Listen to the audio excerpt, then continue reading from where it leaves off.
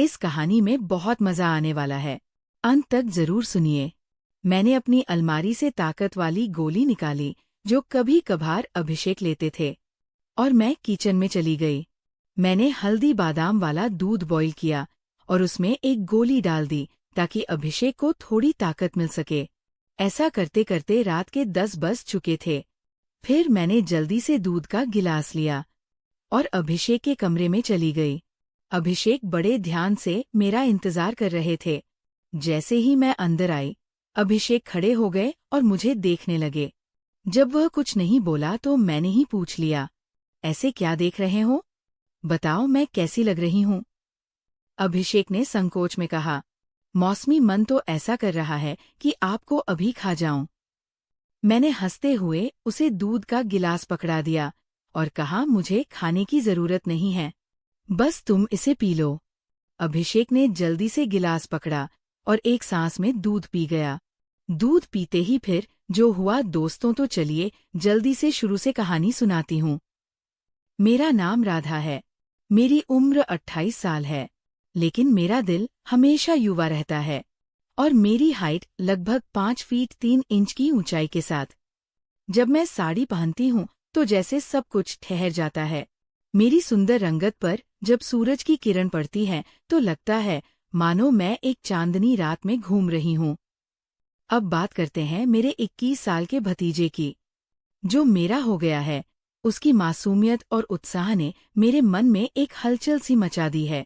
जब वो मेरी तरफ देखता है तो उसकी आंखों में वो खास चमक होती है, जैसे वह किसी खूबसूरत ख्वाब को देख रहा हो। कभी वह मुझसे कहता है, मौसी, आज आप सच में बहुत सुंदर लग रही हैं। इसलिए मेरे पति कभी कभी दिन में ही मेरा पूजन कर देते थे। हम शहर में रहते हैं क्योंकि मेरे पति सरकारी नौकरी करते हैं।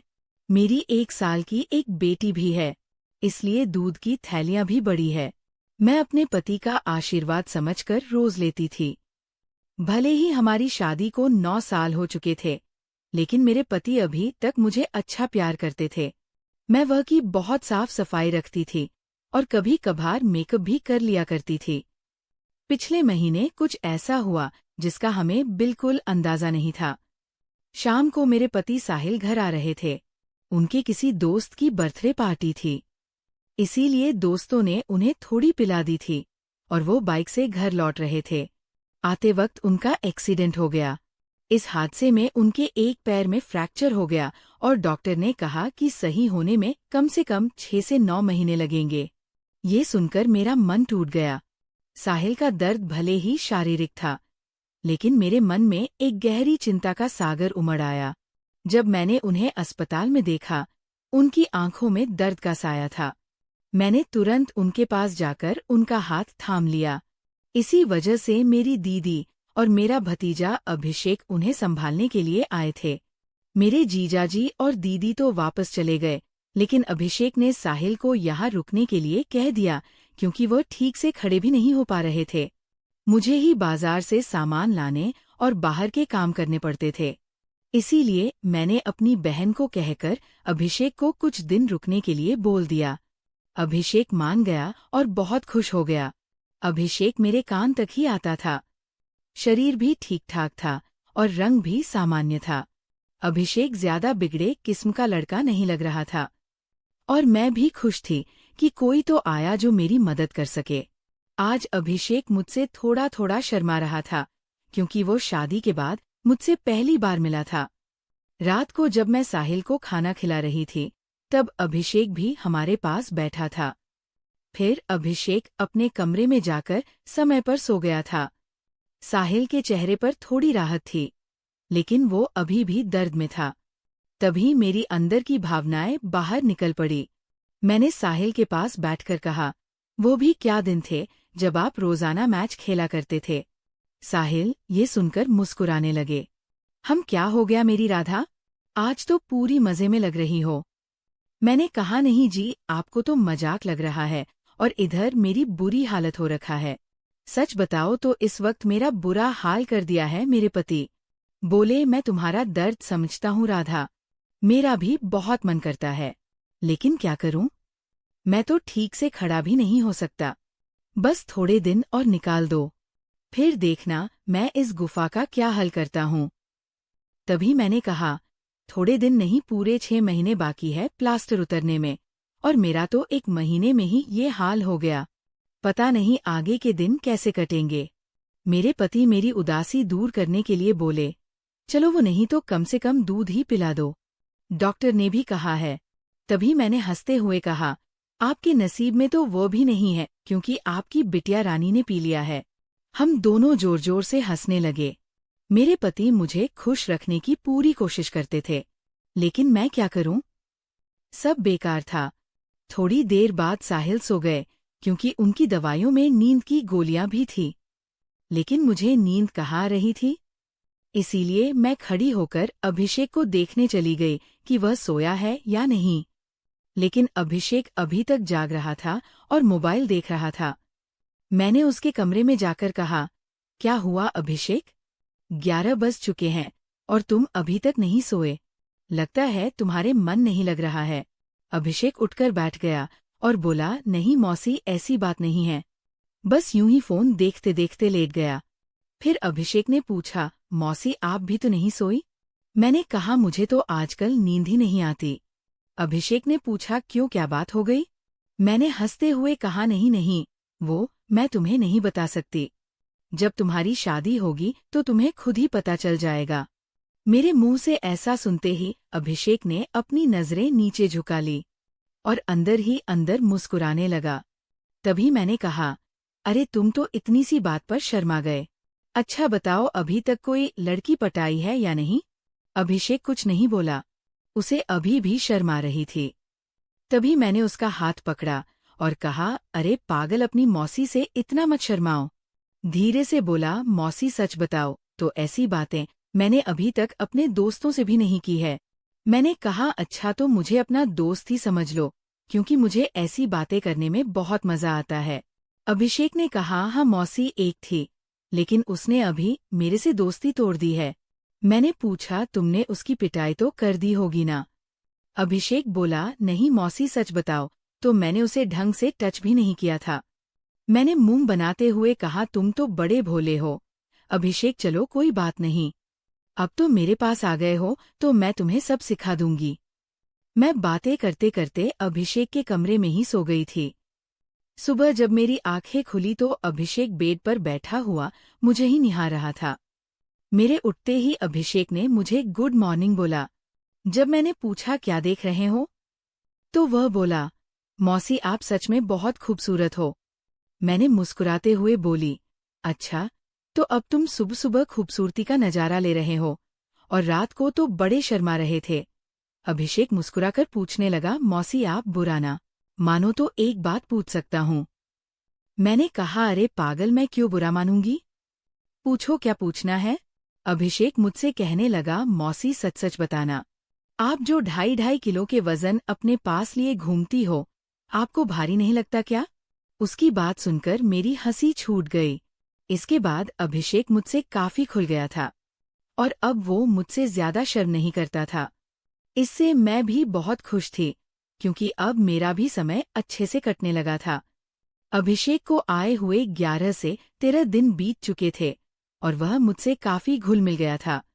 वो बाहर के सारे काम कर देता, बाजार से सामान ले आता और अपने चाचा को भी घुमा देता। मेरी तो बहुत सेवा करने लगा था। शाम को मेरा सर भी दबा देता और कभी कभी मेरे शरीर को भी आराम देता। लेकिन मेरी फरमाइश दिनोंदिन बढ़ रही थी और मैं मेरे पति की हालत अब भी वैसी ही थी। अब सब कुछ मेरी बर्दाश्त के बाहर हो चुका था। मैंने सोचा कि अब तो अभिषेक ही है जो मेरी हेल्प कर सकता है। वैसे मेरे पड़ोस में भी 3 लड़के रहते थे जो स्टडी करते थे। वे भी मुझे देखते थे। जब भी मैं छत पर बाल सुखाने या कपड़े सुखाने जाती तो वे मुझे ही देखते और पहले तो मैंने सोचा कि उनमें से एक को पकड़ लूं ताकि कुछ समय के लिए काम चल जाए।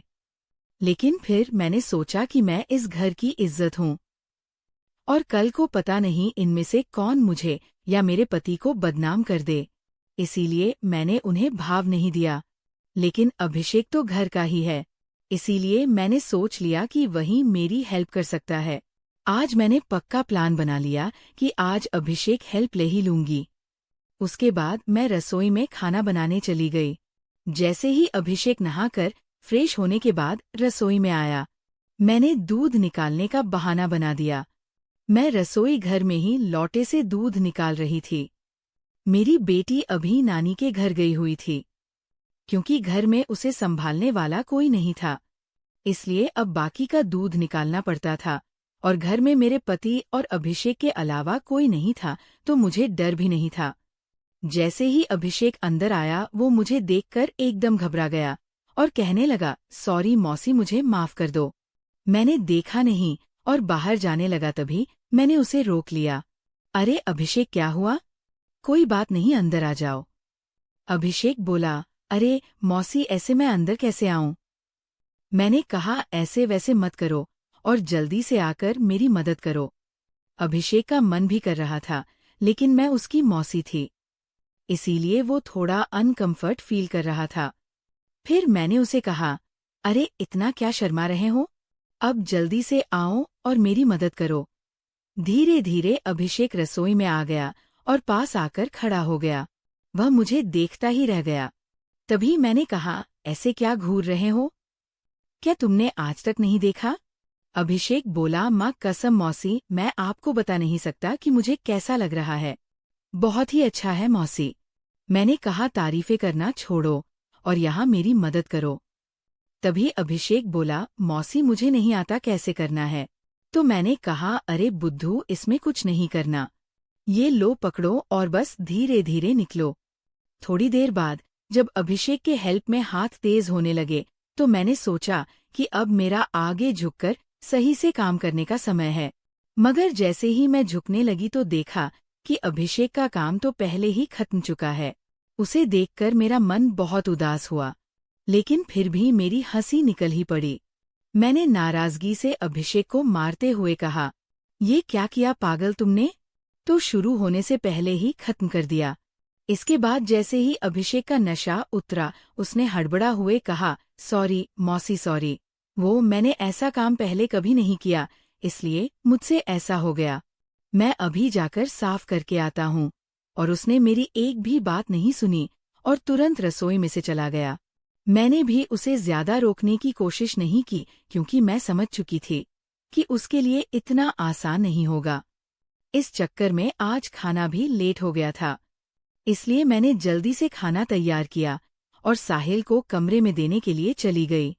साहिल भी बैठे बैठे खाने का इंतजार कर रहे थे। साहिल बिल्कुल सीधे साधे और सरल स्वभाव वाले आदमी हैं। वह मेरी बहुत बहुत चिंता करते हैं। जब मैं उनके लिए खाना लेकर गई तो पूरा पसीने से भीगी हुई थी। मुझे देखकर वो बोले, इतनी जल्दबाजी क्यों करती हो राधा? धीरे धीरे काम कर लिया करो ना।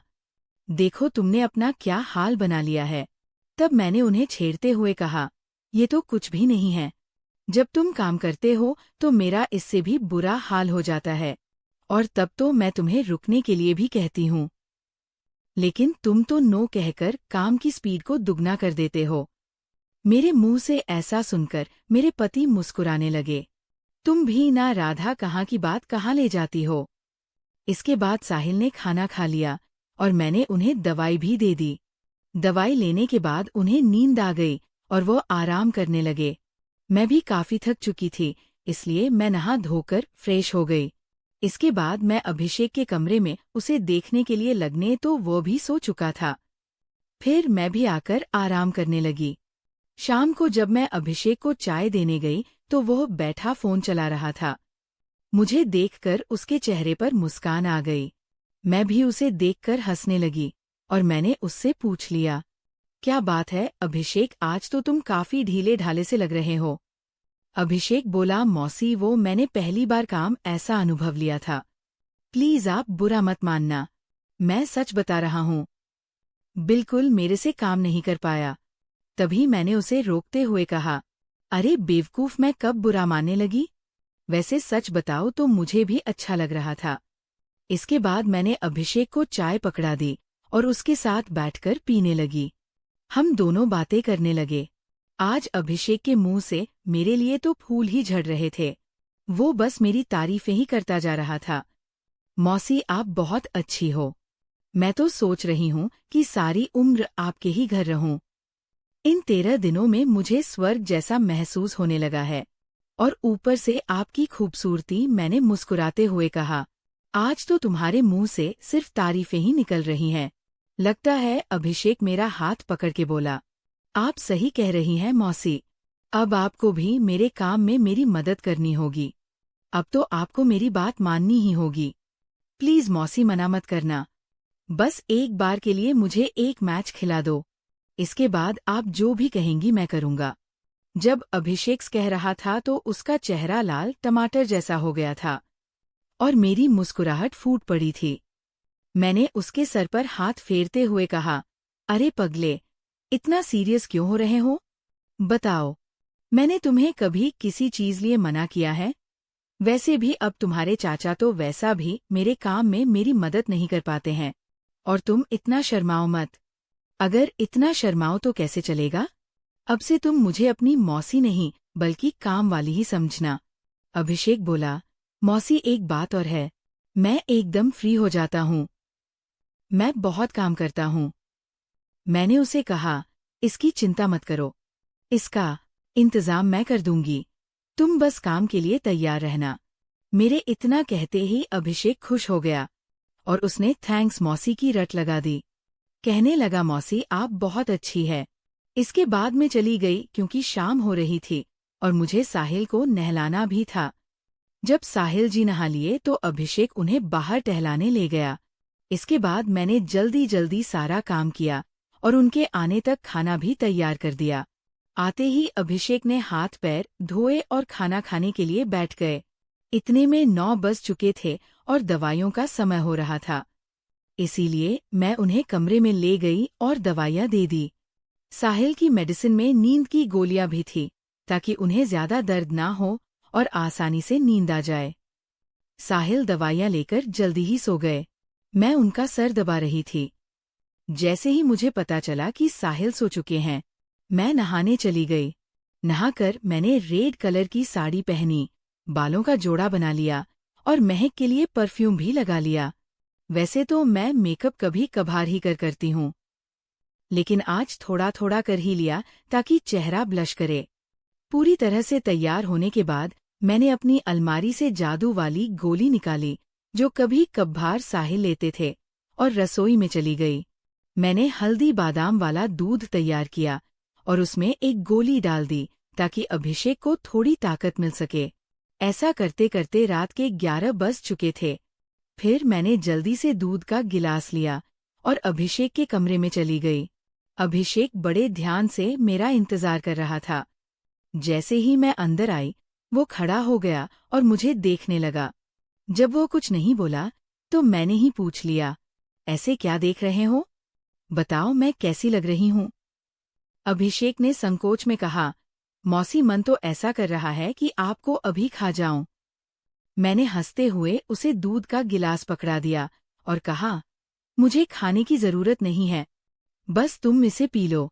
अभिषेक ने जल्दी से गिलास पकड़ और एक सांस में दूध पी गया। दूध पीते ही मैंने कहा, चलो अब जल्दी से पूजा शुरू करते हैं। अभिषेक ने जवाब दिया, मौसी पूजा तो शुरू कर दूंगा, लेकिन आप दिए में तेल डालोगी या फिर सीधे ही पूजा शुरू करें? मैंने मुस्कुराते हुए कहा, तुम मेरी चिंता मत करो, मैं पहले से ही तेल डालकर आई हूँ। इसके बाद जो हुआ वो बताते हुए मुझे भी शर्मा रही है। मैं अभिषेक को अब तक बच्चा ही समझ रही थी, लेकिन उसने पूजा में मेरे पति को भी पीछे छोड़ दिया। अभिषेक ने सबसे पहले काजू कतली का स्वाद खाया। मेरे पति ने आज तक काजू कतली नहीं खाई, वह तो सीधे ही पूजा शुरू कर देते थे। जब मैंने अभिषेक से कहा, अब बस भी करो और कितने खाओगे, तो उसने जवाब दिया, नहीं मौसी, आपको नहीं पता ये कितनी मीठी है, इसी के लिए हम पागल रहते हैं। ये अभिषेक की पहली पूजा थी, इसीलिए वो आधे घंटे से ज्यादा नहीं कर पाया। मैं तो ज्यादा नहीं थकी, लेकिन अभिषेक पसीने पसीने हो चुका था। मुझे भी 2 महीने बाद पूजन का काम मिल रहा था, तो मैं भी बहुत खुश थी। इसके बाद अभिषेक थक चुका था और आराम करने लगा। मैं भी वहीं पर थी। जब मैंने उससे पूछा, कैसा लगा फर्स्ट टाइम पूजा करके, तो अभिषेक ने जवाब दिया, मौसी सच कहूँ तो ऐसा लगा जैसे जिंदगी के सारे सुख एक साथ मिल गए, या कहूँ तो दुनिया की सबसे अच्छी मौसी हो। फिर हम बातें करते करते सो गए। सुबह जब मैं उठी तो बिल्कुल फ्रेश महसूस कर रही थी। मैंने उठकर चाय नाश्ता बना लिया और साहिल को दे आई। इसके बाद मैं अभिषेक को भी चाय देने के लिए उसके कमरे में गई। वह भी उठ चुका था चाय लेकर। उसने मुझसे पूछा, मौसी मुझे डर लग रहा है, कहीं हमने कुछ गलत पूजा तो नहीं कर ली। मुझे लगा कि शायद अभिषेक को पछतावा हो रहा है। मैंने उसे समझाते हुए कहा, अभिषेक तुम ऐसा बिल्कुल मत सोचो। सच कहूँ तो ये मेरी मजबूरी थी, क्योंकि तुम्हारे चाचा 7-8 महीने तक ठीक नहीं हो सकते और मुझसे इतना इंतजार शायद ही हो पाता, लेकिन तुमने मेरी बहुत मदद की है। पूजा करने में प्लीज तुम इतनी टेंशन मत लो, और हाँ, इसके बारे में किसी से भी मत कहना। अभिषेक ने सर हिला दिया और बोला, मौसी अगर ये मेरी मजबूरी बन गई तो मैंने कहा आ जाना फिर अपनी मौसी के पास। मैंने कब तुम्हें मना किया है। इतना कहकर मैं मुस्कुराने लगी और अभिषेक फिर से मेरी तारीफ करने लगा। मौसी आपकी जितनी तारीफ की जाए उतनी कम है। पता नहीं मैंने पिछले जन्म में कौन से पुण्य किए थे जो मुझे आप जैसी मौसी मिली। इसके बाद मेरे और अभिषेक के बीच पक्की वाली दोस्ती हो गई थी। अब जब भी मेरा मन करता मैं अभिषेक से पूजन करवा लेती। इसी बीच अभिषेक के पापा ने फोन भी किया था कि वो घर आ जाए, लेकिन अभिषेक ने मना कर दिया। अब मेरे पति साहिल भी चलने फिरने लगे थे तो हम लोग बाजार भी घूमने लगे। अभिषेक अब मेरी ओर ज्यादा केयर करने लगा था। शाम को जब भी मैं सुलाकर अभिषेक के पास जाती तो वो मेरे पैर दबाता, कमर की मालिश करता और सर भी दबाता। मैं अभिषेक से कहा भी करती थी कि मेरे लिए इतना काम करने की जरूरत नहीं है, लेकिन वो नहीं मानता और कहता, चुप रहो मौसी, आप सारा दिन काम करती हो, इसीलिए थक जाती हो, तो इतना तो मुझे भी करने दो। दोस्तों, शायद आप लोगों को मैं बिल्कुल भी पसंद ना आऊं, क्योंकि मैंने इसके रिश्ते को खराब किया है, लेकिन सच कहूं तो मैं भी ऐसा करना नहीं चाहती थी। लेकिन भावनाओं में सब कुछ हो गया, इसलिए प्लीज आप लोग समझने की कोशिश करना और मेरी कहानी को सुनकर भावनाओं में मत बजाना, क्योंकि सच में ये गलत बात होती है। तो मेरे खातिर कमेंट में एक प्रॉमिस जरूर करके जाइए कि आप लोग अपने जीवन में ऐसा कभी नहीं करेंगे। स्टोरी की शिक्षा, ये कहानी हमें कई महत्वपूर्ण सबक देती है जो हमारे जीवन में काम आ सकते हैं। आइए हम इन शिक्षाओं को विस्तार से समझते हैं। कहानी में राधा अपने पति साहिल की देखभाल करती है जब वह दुर्घटना में घायल होते हैं। ये दिखाता है कि जिम्मेदारी का मतलब केवल व्यक्तिगत लाभ के लिए जीना नहीं है, बल्कि अपने प्रियजनों की देखभाल करना भी शामिल है। जीवन में जब हम किसी रिश्ते में होते हैं तो हमें अपने साथी के प्रति समर्पित रहना चाहिए, तो वह अधिक मजबूत और स्थायी होता है। हमें अपने रिश्तों में ईमानदार रहना चाहिए और एक दूसरे पर विश्वास करना चाहिए। तो दोस्तों, आपको ये कहानी कैसी लगी कमेंट में हमें ज़रूर बताएं, और अगर चैनल पर पहली बार आए हो तो चैनल को सब्सक्राइब करना ना भूलें। ऐसी मज़ेदार कहानियाँ सुनने के लिए अभी हमारे चैनल को सब्सक्राइब करें। Bye bye.